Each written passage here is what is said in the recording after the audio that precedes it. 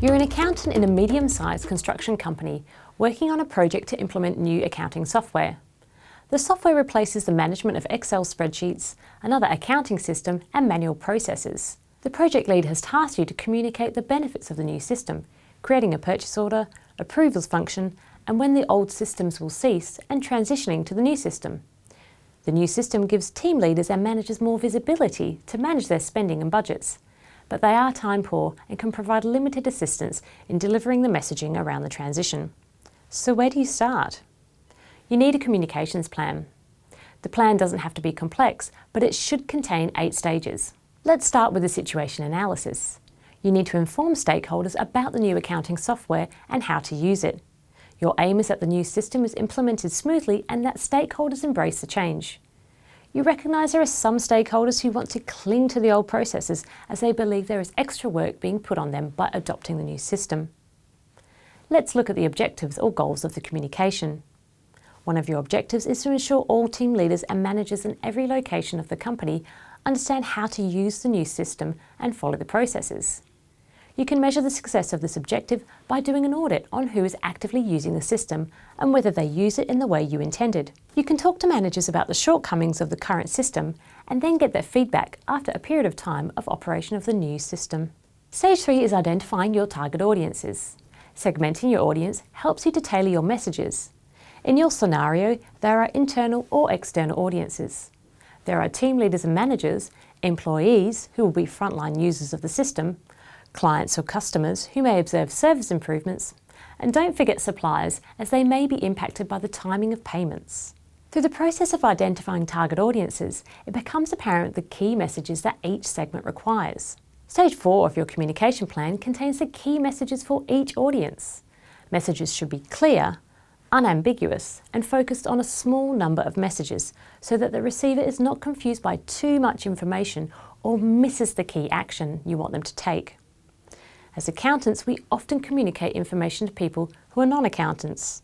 When encoding your message to your target audience, consider your language and the use of technical terms when explaining the software to managers. You don't want them to lose interest if they don't understand or can't relate to your message. How can you reach your audience? The key message in the plan should also clearly outline action the receiver should take. Looking at the team leader and managers, the key message for this audience is that the new system creates efficiency across the organisation and provides visibility of budgets to managers. The call to action of this audience is to learn how to use the software to get the benefits it offers.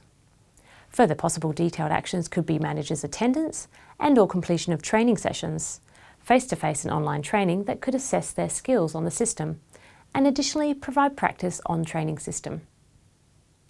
Your communication plan needs to consider tactics you will use to meet your objectives. These are the specific details of how you will communicate the message. You know you have your staff located in 3 capital cities across Australia and regional areas of Western Australia. You could seek help from a local representative in these locations to help deliver the message in person. You are utilising the personal approach to reduce tension and confusion that might arise with the first few communications about a new project. Other mediums for your message might include regular emails, updating the staff intranet, staff information sessions. For staff located in regional areas, you could look at teleconferences, using online meeting software such as Skype, Microsoft Teams, GoToMeeting and WebEx as just a few.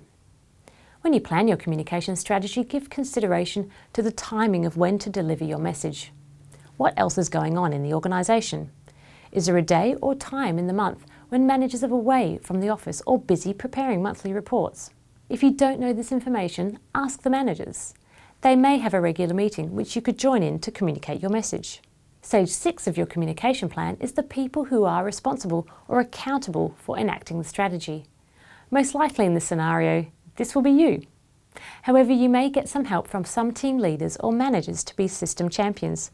They can be additional people to help communicate your message and support your efforts. With all well-executed plans, your communications plan needs a budget. What expenses do you think you may incur to deliver your plan? Think about any technology needs. Do you need short-term access to online meeting software? Will you use social media to communicate your message? And if so, who will control it and monitor feedback? How much of your time and that of others in the business do you need to budget for? Finally, stage 8 is measuring the success of your communication plan. How will you do this? You could check the completion rates of online training. You could audit the correct usage of the system in the first 30 days. Post-implementation, ask the managers to complete a survey on their understanding of the system and what elements of your communication did they find beneficial. Identify lessons learned. What have managers told you could be improved? Is there anything you can immediately address? To recap, when communicating with stakeholders, it's important to plan for effective communication. It may seem like an easy task to communicate, but careful planning and consideration will more likely yield the desired outcome from your target audience. The timing of when you deliver your message is also important to its success. Unless you plan on providing drinks and nibbles, communicating a message on Friday after 4 p.m. is not likely to get through to your audience.